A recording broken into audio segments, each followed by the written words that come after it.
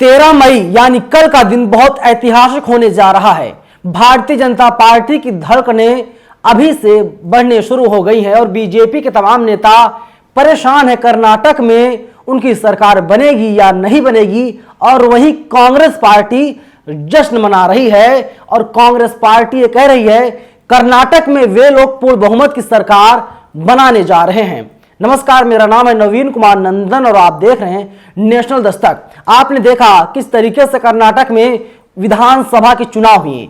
224 वहां पर सीटें हैं और सभी सीटों पर भारतीय जनता पार्टी ने प्रत्याशी उतारे थे और कांग्रेस पार्टी ने भी अपने प्रत्याशियों को मैदान में उतारा था। और जो एग्जिट पोल आ रहे हैं, एग्जिट पोल के मुताबिक इस बार कर्नाटक में कांग्रेस की सरकार बनने जा रही है और नरेंद्र मोदी का जादू, जो देश के प्रधानमंत्री हैं, उनका जादू इस बार नहीं चलेगा। बजरंगबली, बजरंग दल, ना जाने क्या क्या नाम लिए गए, लेकिन सारे मुद्दे फेल हो गए। महंगाई, बेरोजगारी, भुखमरी, शिक्षा, ये जो सारे मुद्दे हैं, यही मुद्दे हावी रहे।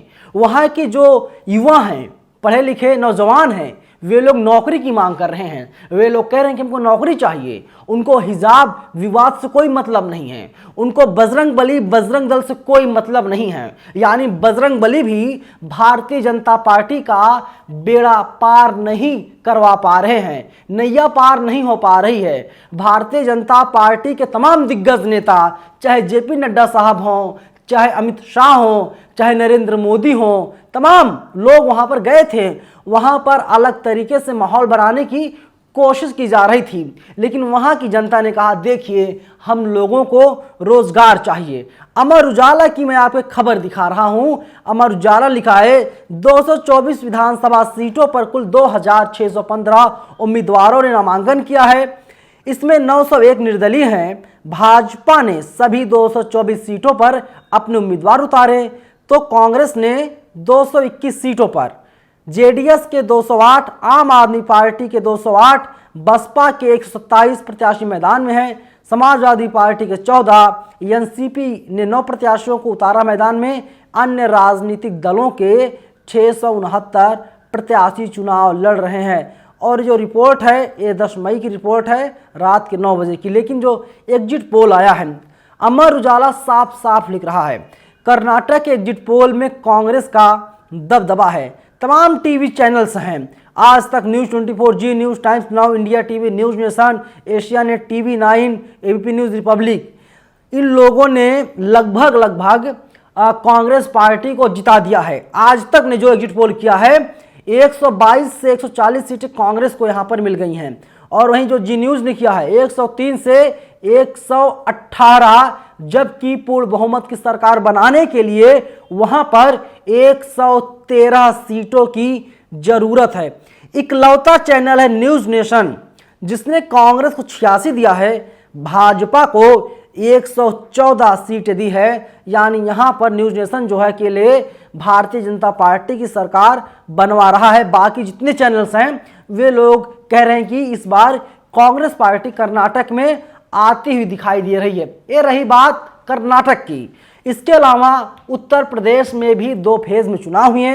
यहाँ पर नगर निकाय के चुनाव हुए। मैं आपको बता दूं उत्तर प्रदेश में 17 नगर निगम है, 199 नगर पालिका है, 544 नगर पंचायत हैं। यहाँ पर 4 मई और 11 मई को मतदान हुए। नतीजे 13 मई को आएंगे। इसलिए मैं कह रहा हूँ कल का दिन जो है वो बहुत खास है, बहुत अहम दिन होने वाला है, क्योंकि माना जा रहा है कि यहाँ पर भी बीजेपी की स्थिति जो है बहुत अच्छी नहीं है।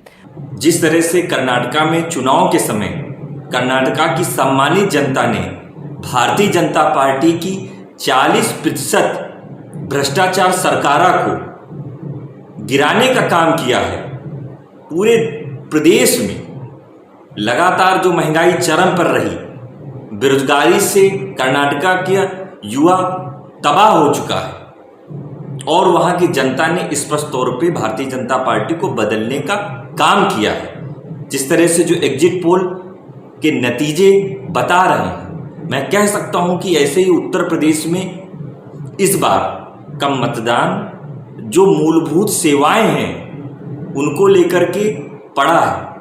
मैं आश्वस्त तौर पे कह सकता हूं कि जो उत्तर प्रदेश में इस बार सरकार के द्वारा बहुत बड़ी खामियां की गई, वोटर लिस्ट से नाम गायब किए गए, सरकार के इशारे पे ये सब हुआ है, फिर भी कांग्रेस पार्टी के जितने कैंडिडेट थे उन्होंने मजबूती से चुनाव लड़ा। कल चुनाव के नतीजे आएंगे, मैं कह सकता हूं कि कांग्रेस पार्टी बहुत अच्छा प्रदर्शन उत्तर प्रदेश में भी करने जा रही है। जहां जहां पर भारतीय जनता पार्टी के मेयर थे वहां का क्या हाल है जग जाहिर है, जनता जानती है। क्योंकि जो छोटा चुनाव है, नगर निकाय का चुनाव है, छोटा चुनाव होता है, गली नाली सड़क सीवर इसी का चुनाव होता है। पानी, किसी घर में पानी की सप्लाई सही से हो पा रही है या नहीं हो पा रही है, इन सभी का चुनाव था। और यहाँ पर भी बीजेपी की स्थिति बहुत अच्छी नहीं है। साल 2024 में पूरे देश में आम चुनाव होना है, आप सबको पता है, मुझे भी मालूम है। और माना जा रहा कर्नाटक से जो नतीजे आएंगे वो नतीजे बताएंगे कि 24 में जो है क्या रुझान होने जा रहा है। और ये पहला जो है कि राज्य होगा जहां पर भारतीय जनता पार्टी हार जाएगी। तमाम लोग रिएक्शंस आए हैं, मैं आपको जो है कि रिएक्शंस बता देता हूं। सूर्य प्रताप सिंह रिटायर्ड आईएएस हैं, इन्होंने ट्वीट किया है, आर्थिक ग्रोथ की किसे चिंता है, इन्हें चुनाव और चोरी से सरकारें बनाने से फुर्सत ही कहाँ है, नफरत की आड़ में देश को लूटो मौज करो, ये एटीट्यूड है एक नफरती फिल्म का। ऐसा प्रचार देखते हैं कर्नाटक का चुनाव बदलाव का संकेत देता है या नहीं। वहीं एक बीजेपी के नेता हैं, इनका भी बयान सामने आया, बोलता हिंदुस्तान ने ट्वीट किया है, अगर कर्नाटक में हमें बहुमत नहीं मिला तो हम अपना ऑपरेशन शुरू करेंगे। बीजेपी नेता, कौन सा ऑपरेशन? ऑपरेशन लोटस या कोई और? जैसे मध्य प्रदेश में हो गया, जैसे आपका जो है कि महाराष्ट्र में हो गया, देखा था क्या कुछ हुआ। इसके अलावा तमाम और लोग हैं। अब आप देखिए, वहीं सूर्य प्रताप सिंह ने एक और ट्वीट किया है, इन्होंने लिखा है, कर्नाटक में दलित समाज के लोगों ने बीजेपी नेताओं द्वारा बांटे गए साड़ी और मुर्गे वापस लौटाए और धिक्कार है के भी नारे लगाए। दलित समाज नहीं पूरा देश जाग रहा है, ठगों की चालबाजी समझने लगा है। और वहीं चंद्रशेखर आजाद ने भी ट्वीट किया है, लिखा है कि जिस समय मणिपुर जल रहा था उसी समय भारत के यशस्वी प्रधानमंत्री यानी भारतीय जनता पार्टी के प्रचार मंत्री मोदी जी भाजपा के लिए कर्नाटक में 25 से ज़्यादा चुनावी कार्यक्रम कर रहे थे। प्रधानमंत्री मोदी जी देश से ज़्यादा भाजपा के लिए काम कर रहे हैं। खैर, आपको याद दिला दूं कि मणिपुर की जनता खून के आंसू रो रही है।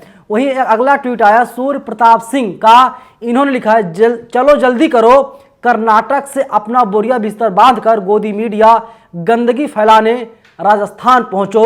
भाड़े के लोग हाथ में पीले फूल पत्ती के साथ साहब का रोड शो राजस्थान पहुंच चुका है। अब की बार किस भगवान को पकड़ेंगे?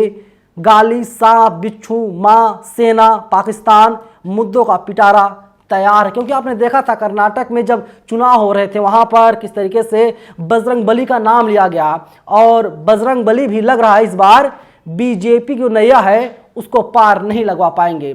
फिलहाल पूरी वीडियो पर आपकी क्या राय है, आप लोग हमें जरूर बताइएगा। धन्यवाद। नेशनल दस्तक की आपसे गुजारिश है कि अगर इसको बचाना चाहते हैं तो नेशनल दस्तक को सब्सक्राइब करने के लिए रेड कलर के सब्सक्राइब बटन को दबाएं, फिर बेल आइकन की घंटी दबाएं। नेशनल दस्तक को बचाने के लिए बहुत जरूरी है कि हर खबर को शेयर करें, लाइक करें, कमेंट जरूर करें।